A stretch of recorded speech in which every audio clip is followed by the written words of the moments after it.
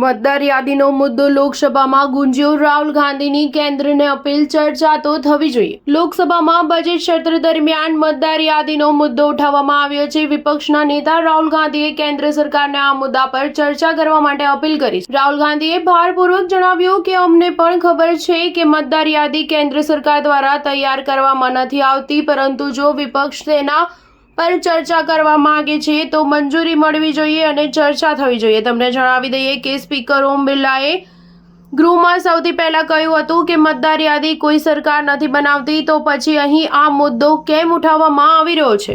આ સવાલના જવાબમાં રાહુલ ગાંધીએ કહ્યું કે તમે બિલકુલ સાચું કહ્યું કે મતદાર યાદી સરકાર નથી બનાવતી, એ વાત અમે પણ જાણીએ છીએ, પરંતુ આ સમયે સમગ્ર દેશમાં મતદાર યાદી અંગે સવાલ ઊભા થઈ રહ્યા છે.